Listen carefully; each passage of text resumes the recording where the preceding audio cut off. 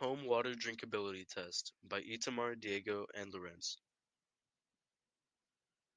Our investigation was about determining whether the water at home is drinkable or not. We were drawn in by the fact that our home water may not be safe for consumption even though we use it in our everyday lives. The significance of this investigation could be the possibility of impurities in the water that could have negative effects on the human body. The problem we're trying to solve is determining the safety of our water at home. When we were brainstorming, the ideas we came up with all had to do with testing the water in some sort of way, like testing for nitrates or bacteria.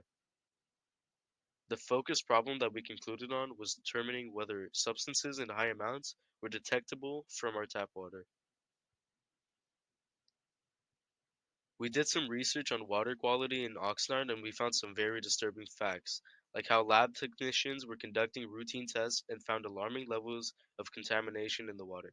The most disturbing finding was the presence of high levels of nitrates, which can be life-threatening to babies. With this in mind, we really wanted to know whether or not our home water is safe.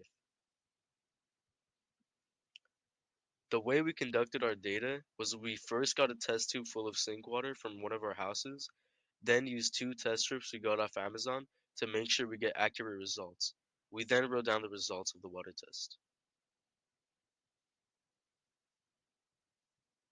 After dipping the test strips in the test tube of water, we then shook off any excess water and waited a minute to compare the results to those on the bottle.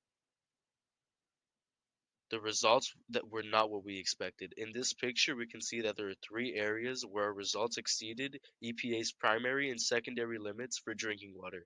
These areas were hardness, nitrates, and total alkalinity. We can conclude that the tap water at our houses is most likely not safe for consumption.